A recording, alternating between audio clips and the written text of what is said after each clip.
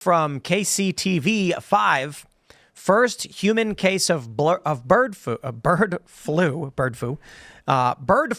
confirmed in Missouri. So there you go, ladies and gentlemen. As of today, Jefferson City, Missouri, the first human case of bird flu has been detected in Missouri. On Friday, the CDC confirmed a human case of avian influenza H5 bird flu was found by the Missouri Department of Health and Senior Services. The DHS said the risk of sustained transmission of infection among the general public remains low. The organization said a patient was hospitalized on August 22nd, and additional testing showed a tested specimen for the individual was confirmed as bird flu.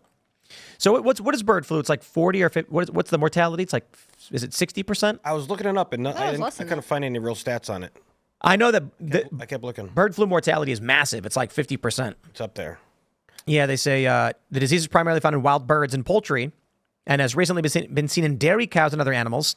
The first case in Missouri is the 15th case of bird flu reported in the U.S. since 2022, and the 14th in the country this year. 60 among humans. 60%. So that's what I thought. Oh. So here's a question for you.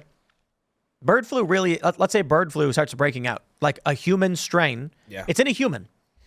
So the possibility it's already jumped to other humans it exists. You know, it's like they catch the one person and they're immediately going to be like, who are you with, friends and family? And they're going to monitor them for symptoms.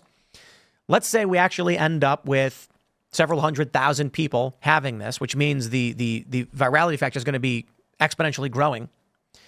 With visually, you will be seeing people who are dying. Would you stay home? To do what? Well, like let's say like COVID. No. I mean, like let's first question.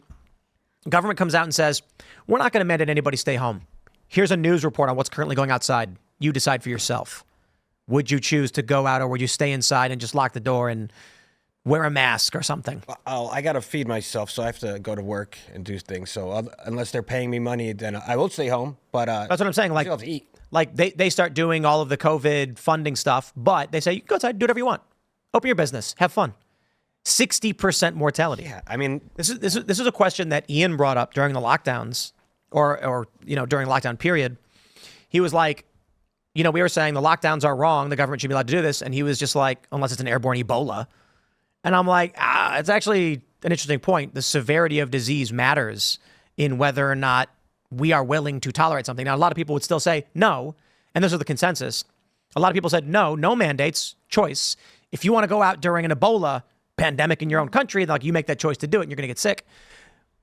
But we're talking like 60% mortality means, what kind of penetration are we going to see of the virus? And if it's 10 million people, you see 6 million dead. Yeah. And that's just 10 million people who catch it. I think a lot of people aren't going to argue about lockdowns. They're going to stay home. It makes me wish they hadn't pulled this card during COVID, right? I mean, COVID was not on the same level as bird flu, and people lost trust in these institutions. That's the biggest thing. Like, I found 60 through Google, but if you heard a news report that was like, it's actually 65, if there's any kind of discrepancy, then people are going to start to be like, you guys don't give us any information, and this is just a repeat of before, and that had devastating consequences. Like, hopefully you would make a decision that's safe based on accurate information. Maybe you would stay home. Ebola for sure. That one sounds real bad. But the problem is that, like, we went into severe lockdown and got very, very inaccurate reporting on all of this stuff. I mean, even years later, there was just all kinds of data that they were still combing through to try and categorize correctly. And I just think that, like, that is a deep scar that Americans are not going to get over, even Americans who were compliant initially. I know. I think it's become like the boy who cried wolf, where I'm like, I don't want to listen to you anymore. I don't trust you anymore. So I'm screw lockdowns. I'm not doing that. I think a lot of people might say something like, that they shouldn't be allowed to mandate it. But if you're literally witnessing actual bird flu with 60% of people dying, people are going to stay home. Yeah, if you see it in your everyday life, right? Someone you know, besides the news or who trying to tell you who it is, you're definitely staying home. Or you're going to see people collapsing in the street at that rate. Well, if it's visually yourself. Do you remember the travel restrictions? Like, there were states that are like, if you're coming from the state, don't come in here. Yeah. I wonder if that would actually be the first step. If people would be open, they would want to be able to move in their communities if the infection rate was low. But they would be like, New York has high rates of bird flu. get out of here. You cannot come in. And you would actually see more serious checks on that. Because I think there are people that don't, like, you can see the logic. If it's really dangerous, they don't want to risk getting infected. On the other hand, they don't want to have to live in fear if actually their state is okay. And it's just, if it's that contagious and everyone's dying, like, how you're just going to sit in your house forever and you're just going to, like, you have to get out. You have to get food. You have to do something. You'd have to be lucky. You got to move out to, hopefully you'll be living out in the rural areas when this happens. Yeah.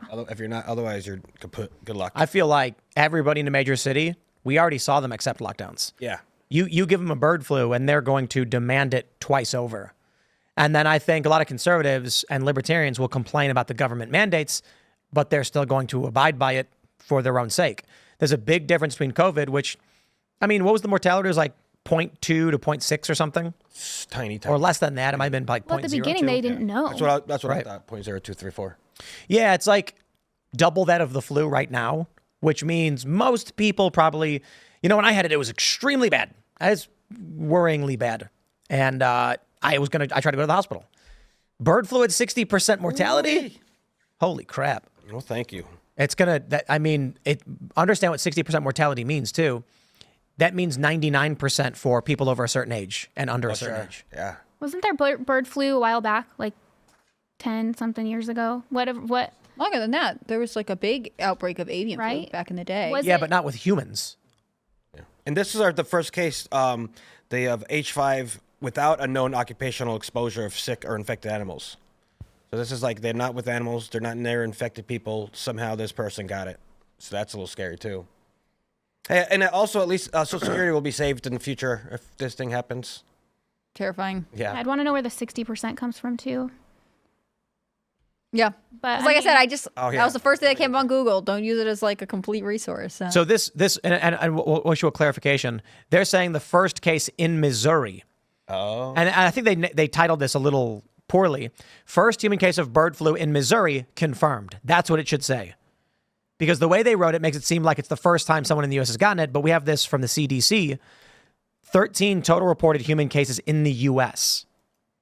I don't know what would be accomplished by,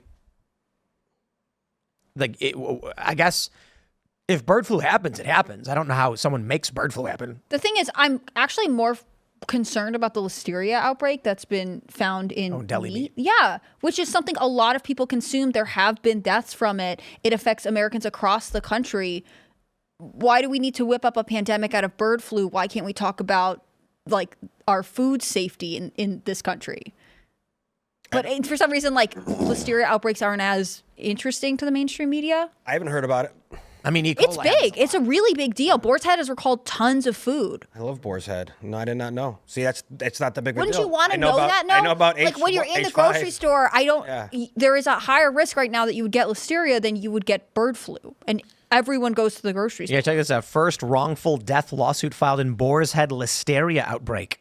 57 victims in 18 states have tested positive for Listeria poisoning. So what does that do when you get Listeria? 88-year-old Gunter Morgenstein bought Boar's Head liverwurst after eating it, became ill. Then he died after 10 days in the hospital from a brain infection caused by Listeria bacteria, an illness that was confirmed to be linked to the contaminated Boar's Head products, the AP reported. That's crazy. So far, at least 57 people in 18 states have become sick and 9 have died from this. Mm-hmm.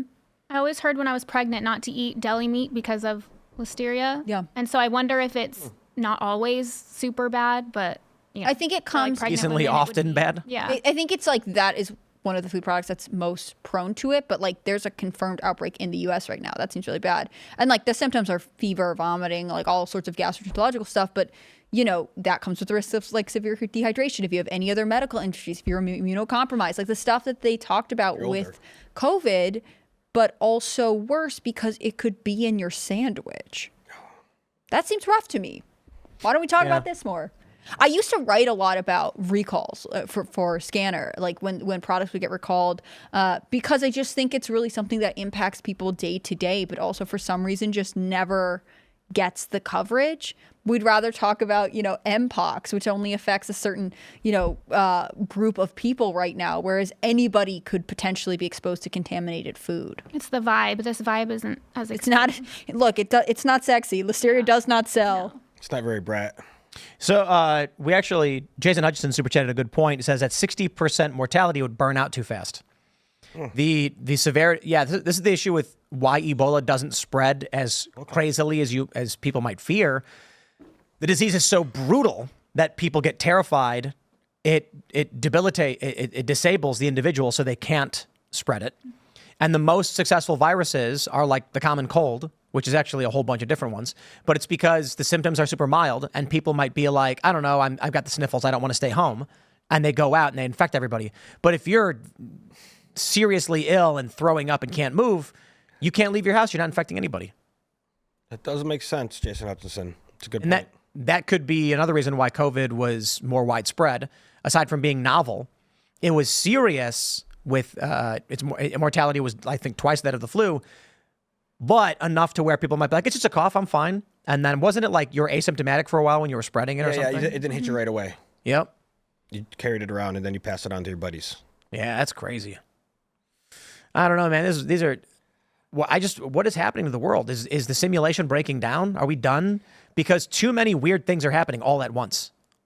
It's just like, slow down, planet. Jeez. Or moving on, that hurts. Arc 2 or like Arc 3, different arc system.